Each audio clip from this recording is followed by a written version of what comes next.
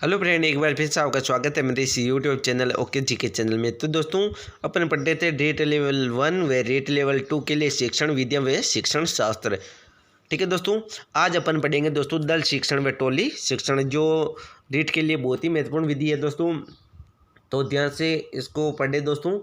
और अगर आप मेरे चैनल पर पहली बार हो तो चैनल को सब्सक्राइब करें और वीडियो पसंद आए तो वीडियो को लाइक एंड शेयर भी करिए। ठीक है दोस्तों, तो शुरू करते हैं वीडियो को। दल शिक्षण दोस्तों, दल शिक्षण है, उसके जनक की बात करें तो डेविड बोर्डिंग को दल शिक्षण का जनक माना जाता है। किसको? डेविड बोर्डिंग को दल शिक्षण या टोली शिक्षण का जनक माना जाता है। सन 1955 में दल शिक्षण विधि का अमेरिका में प्रतिपादन किया गया। क्या दोस्तों? दल शिक्षण या टोली शिक्षण विधि है, इसका प्रतिपादन 1955 में अमेरिका में डेविड बोर्डिंग द्वारा किया गया। ठीक है दोस्तों, यानी कि कोई पूछ ले दल शिक्षण विधि या टोली शिक्षण विधि के जनक कौन है दोस्तों, तो डेविड बोर्डिंग। ठीक है, और कब किया गया प्रयोग? 1955 में अमेरिका में। ठीक है दोस्तों, डेविड बोर्डिंग के द्वारा। दल शिक्षण का सबसे पहले दूसरे विश्व युद्ध के प्रारंभ में 1939 में सैनिकों को प्रशिक्षित करने के लिए किया गया। ठीक है दोस्तों, दल शिक्षण विधि का सबसे पहले प्रयोग दूसरे विश्व युद्ध के प्रारंभ में 1939 में सैनिकों को प्रशिक्षित करने के लिए। क्या दोस्तों? सैनिकों को प्रशिक्षण देने या प्रशिक्षित करने के लिए इस विधि का सबसे पहले प्रयोग किया गया। कब? दूसरे विश्व युद्ध के प्रारंभ में 1939 में। ठीक है दोस्तों, आगे चलते हैं अपन। भारत में इस विधि का प्रयोग दोस्तों जवाहरलाल नेहरू विश्वविद्यालय दिल्ली में किया गया। क्या दोस्तों? भारत में दल शिक्षण विधि का प्रयोग जवाहरलाल नेहरू विश्वविद्यालय दिल्ली में किया गया, जिसमें एक निश्चित समय तक सैनिकों को प्रशिक्षित किया गया। यह बहुत ही प्रभावी रहा। ठीक है दोस्तों, भारत में जो दल शिक्षण विधि उसका प्रयोग कहाँ किया गया? जवाहरलाल नेहरू विश्वविद्यालय दिल्ली में। और क्यों किया गया? सैनिकों को प्रशिक्षित करने के लिए। ठीक है दोस्तों, जो बहुत ही प्रभावी रहा। फिर है दोस्तों, अतः अमेरिका की हार्वर्ड विश्वविद्यालय के प्रोफेसर डेविड बोर्डिंग ने सन 1955 में शिक्षा के क्षेत्र में, क्या दोस्तों? शिक्षा के क्षेत्र में इस विधि का अपने विश्वविद्यालय में प्रयोग किया। ध्यान रखना दोस्तों, अतः अमेरिका की हार्वर्ड विश्वविद्यालय के प्रोफेसर डेविड बोर्डिंग ने सन 1955 में शिक्षा के क्षेत्र में इस विधि का अपने विश्वविद्यालय में प्रयोग किया। ठीक है, डेविड बोर्डिंग के अनुसार जब 2 या 2 से अधिक अध्यापकों का दल बनाकर के शैक्षिक स्तर के विद्यार्थियों को किसी भी विशिष्ट समस्या का समाधान करते हैं तो इसे दल शिक्षण कहा जाता है। क्या दोस्तों?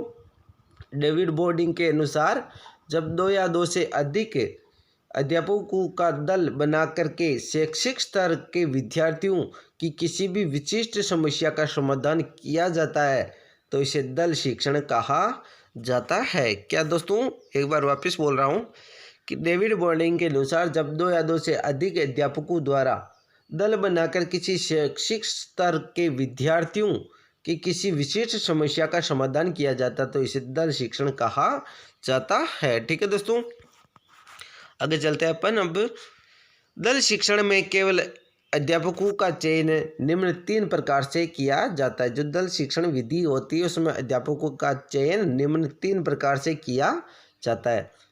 पहला जो है प्रकार, एक ही विद्यालय के अलग अलग विषयों के अध्यापकों का चयन किया जाता है। क्या दोस्तों?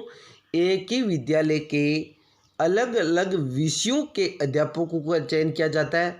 फिर है दोस्तों, अलग अलग विद्यालय के एक ही विषय के अध्यापकों का चयन किया जाता है।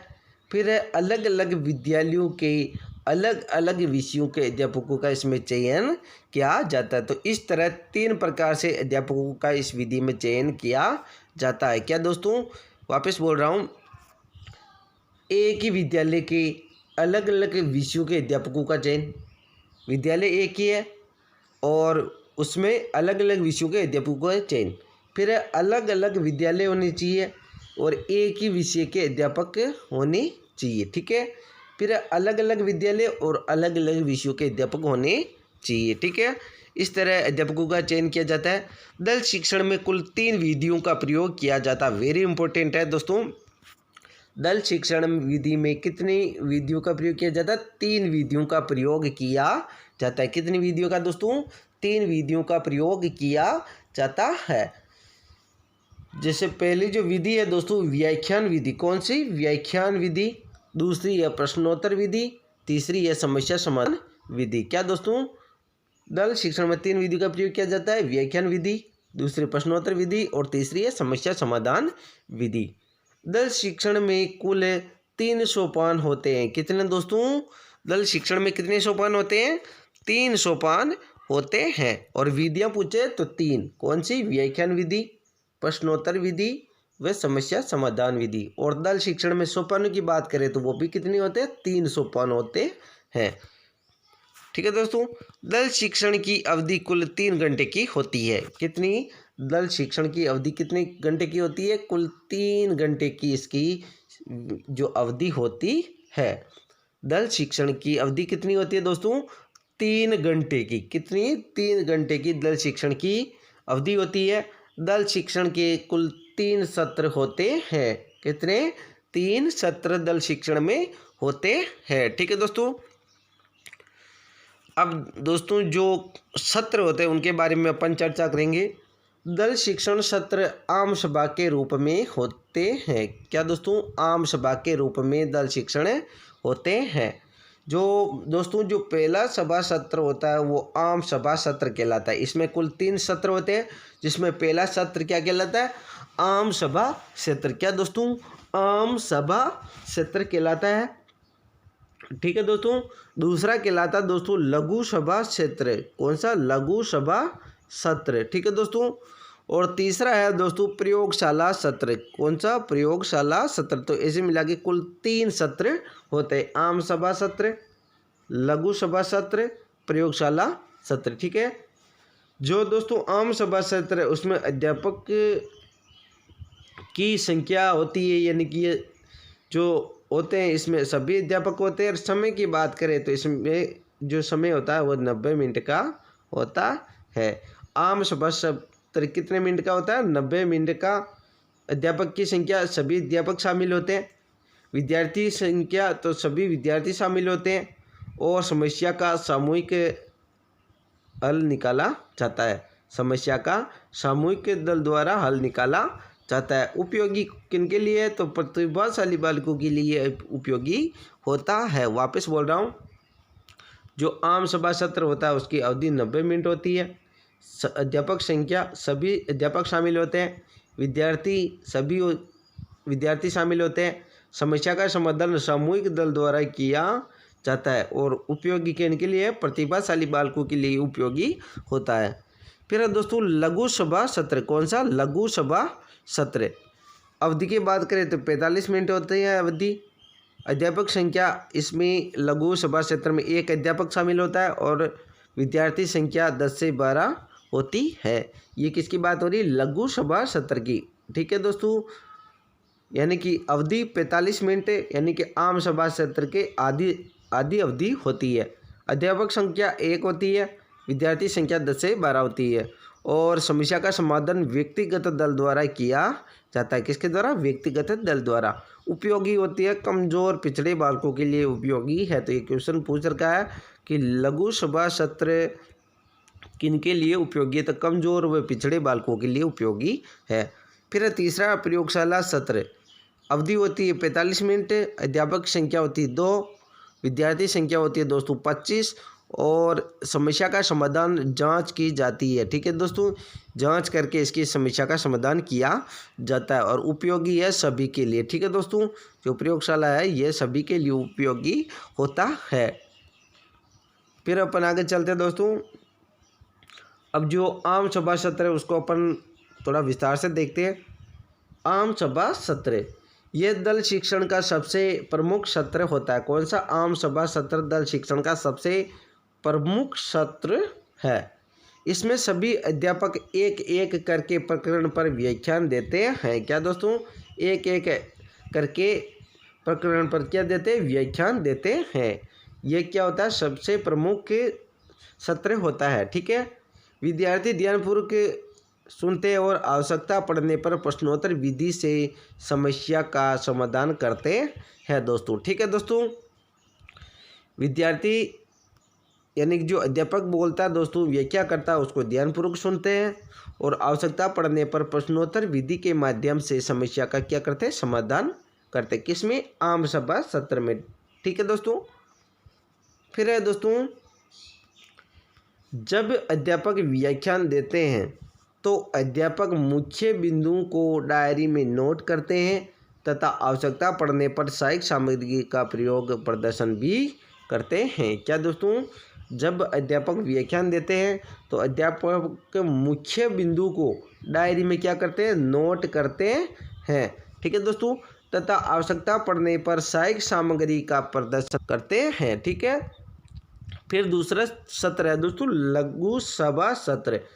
इसमें शर्मीले, संकोची, कमजोर व पिछड़े बालकों के लिए उपयोगी है। इसमें इसकी विषयगत व्यक्तिगत समस्याओं का समाधान किया जाता है। वेरी इंपॉर्टेंट है कि शर्मीले, संकोची, कमजोर व पिछड़े बालकों के लिए उपयोगी सभा सत्र कौन सा, तो लघु सभा सत्र जो है शर्मीले, संकोची, कमजोर, पिछड़े बालकों के लिए उपयोगी है। इसमें विषयगत व व्यक्तिगत रूप से समस्याओं का समाधान किया जाता है। किसमें, लघु सभा सत्र में। शर्मीले, संकोची, कमजोर, पिछड़े बालकों के लिए उपयोगी है और व्यक्तिगत समस्याओं का इसमें समाधान किया जाता है। ठीक है दोस्तों, फिर दोस्तों प्रयोगशाला सत्र। कौन सा, प्रयोगशाला सत्र। इसमें 2 अध्यापक होते हैं। प्रत्येक अध्यापक प्रश्न बोलते हैं दोस्तों जो प्रकरण से संबंधित होते हैं।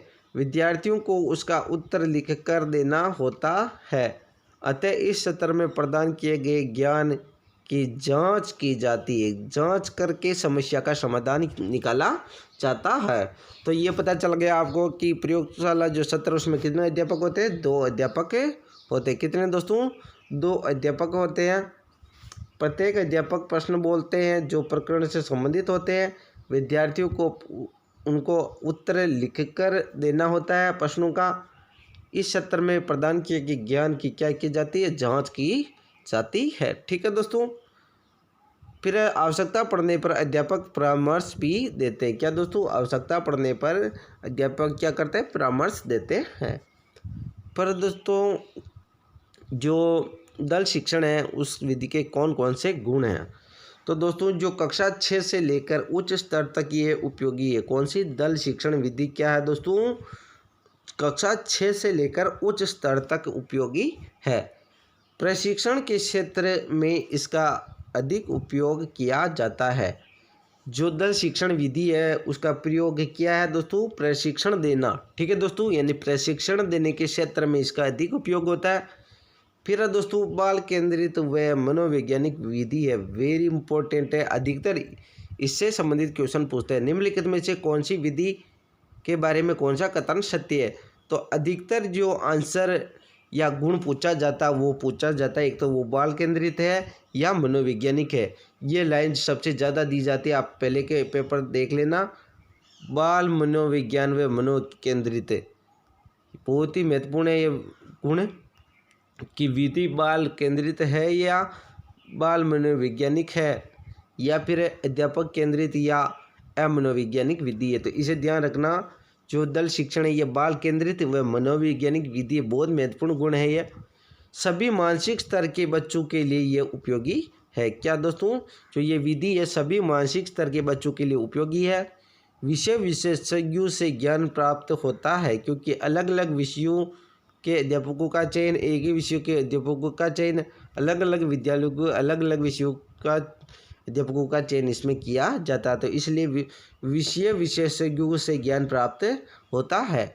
विद्यार्थी सक्रिय भूमिका में रहते हैं। क्या दोस्तों, जो विद्यार्थी होते हैं वो सक्रिय भूमिका में रहते हैं, क्योंकि अध्यापक बोलता है, छात्र सुनते हैं, उसको उसमें नोट करते हैं, यानी कि लिखे उनको उत्तर देना होता है। तो इसलिए विद्यार्थी क्या होता है दोस्तों, सक्रिय होता है। सक्रिय होता है, इसीलिए बालक केंद्रित है ये विधि। क्या है, बाल केंद्रित। जो बाल केंद्रित होती है वो मनोवैज्ञानिक विधि होती है, बाल मनोवैज्ञानिक विधि होती है। लगभग प्रत्येक कौशल का विकास इस विधि से होता है। ठीक है दोस्तों, क्योंकि जैसे अध्यापक बोलता है तो बालक क्या करता है, सुनता है, तो श्रवण कौशल का विकास होता है। फिर बालकों को कभी कभी प्रश्न पूछकर उत्तर देना तो होता है, तो वाचन कौशल का विकास भी हो जाता है। और बालक के प्रश्नों को पढ़ते हैं तो पठन कौशल का विकास, और लिखकर उत्तर देना होता है तो लेखन कौशल का विकास भी हो जाता है। इसलिए इसमें प्रत्येक कौशल का विकास होता है इस विधि से। ठीक है दोस्तों, सुबोपलिट्रिक है सुनना, बोलना, पढ़ना, लिखना, मनोवैज्ञानिक विकास का क्रम। कौशलों का विकास किस मनोवैज्ञानिक क्रम में होता है? सुनना, पढ़ना, बोलना, लिखना, सुनना, बोलना, पढ़ना, लिखना, सुबोपली। ठीक है दोस्तों, तत्काल मूल्यांकन भी हो जाता है। इससे क्या होता है दोस्तों? तत्काल मूल्यांकन भी हो जाता है। ठीक है दोस्तों, दल में प्रत्येक अध्यापक का एक समान महत्व होता है, यानी कि जो दल में जो उपस्थित अध्यापक उनका एक समान महत्व होता है। प्रत्येक विद्यार्थी को बोलने की स्वतंत्रता होती है इसमें। ठीक है दोस्तों, यानी कि बाल केंद्रित होती है, प्रत्येक विद्यार्थी को बोलने की स्वतंत्रता होती है। ये एक निदानात्मक व उपचारात्मक विधि है। ये दो अगर शब्द आपको याद हो गए तो एक क्वेश्चन आपके पक्का हो जाएगा। निदानात्मक एवं उपचारात्मक, मैं आपको शॉर्ट भाषा में बताता हूँ दोस्तों। निदान किसे कहते हैं? किसी भी समस्या के कारणों का पता लगाना, कारणों का पता लगाना निदानात्मक कहलाता है। जैसे कोई समस्या आ रही है तो समस्या के क्या कारण, उन कारणों का पता लगाना दोस्तों निदानात्मक कहलाता है।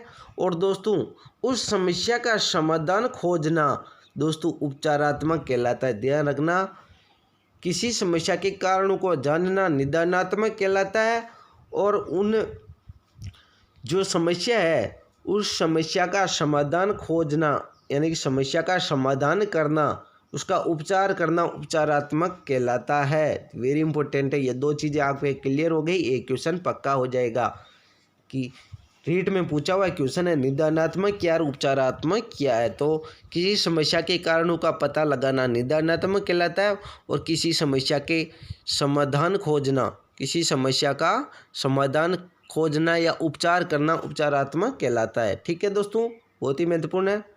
अब अपन चलते हैं आगे दोस्तों।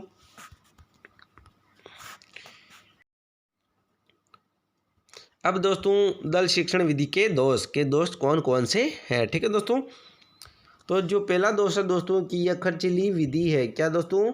यह खर्चीली विधि है, क्योंकि इसमें सहायक सामग्री का प्रयोग भी कभी कभी अध्यापकों को करना पड़ता है। दल का गठन करना बहुत ही कठिन कार्य है, क्योंकि एक अध्यापक की आवश्यकता नहीं होती है, 2-3 प्रकार से अध्यापकों का गठन करना होता है, 2 या 2 से अधिक अध्यापकों की आवश्यकता होती है। इसलिए दल का गठन करना बहुत ही कठिन हो जाता है। ठीक है, इसलिए ये इसका दोष है दोस्तों। इसमें समय अधिक लगता है। ठीक है दोस्तों, यानी कि जो दल शिक्षण होती है जो उसका समय अवधि कितना होता है? 3 घंटे। ठीक है दोस्तों, तो समय अधिक लगता है। सामान्य कक्षाओं में इसका प्रयोग संभव नहीं है। जो अपन कक्षा में जो सामान्य प्रकार से पढ़ाते हैं उसमें इसका प्रयोग करना संभव नहीं है। अलग से इसका गठन करना पड़ता है, तब जाके इस विधि का प्रयोग संभव है। अर्थात प्रशिक्षण के क्षेत्रों में इस विधि का अधिक उपयोग किया जाता है। किस विधि का? दल शिक्षण विधि का कक्षाओं में प्रयोग करना संभव नहीं है, इसलिए इस विधि का प्रयोग अधिकतर प्रशिक्षण के क्षेत्र में किया जाता है। एक बार में एक ही शैक्षिक स्तर के बच्चों के इसके बारे में सिखाया जा सकता है। क्या दोस्तों? एक बार में एक ही शैक्षिक स्तर के बच्चे को इसके बारे में सिखाया जा सकता है। ठीक है दोस्तों, फिर प्राथमिक स्तर पर अनुपयोगी विधि है, क्योंकि यह प्रशिक्षण के क्षेत्र में उपयोगी होती है, इसलिए यह प्राथमिक स्तर पर अनुपयोगी विधि है। ठीक है, इस विधि का प्रयोग प्राथमिक स्तर पर न करके 6 से उच्च स्तर तक इसका प्रयोग किया जाता है। ठीक है दोस्तों, फिर दोस्तों किसी विशिष्ट परिस्थिति में इस विधि का प्रयोग किया जाता है। क्या दोस्तों? किसी विशिष्ट समस्या के समाधान या विशिष्ट परिस्थिति में इस विधि का प्रयोग किया जाता है। ठीक है दोस्तों, तो दोस्तों ये थी आज की अपनी वीडियो। अगर आपको पसंद आए तो वीडियो को लाइक करें, और चैनल पर पहली बार हो तो चैनल को सब्सक्राइब करें, ताकि आने वाली हर वीडियो का नोटिफिकेशन आपको प्राप्त हो सके। ठीक है दोस्तों, कल अपन इससे आगे का पार्ट पढ़ेंगे। तब तक के लिए जय हिंद जय भारत।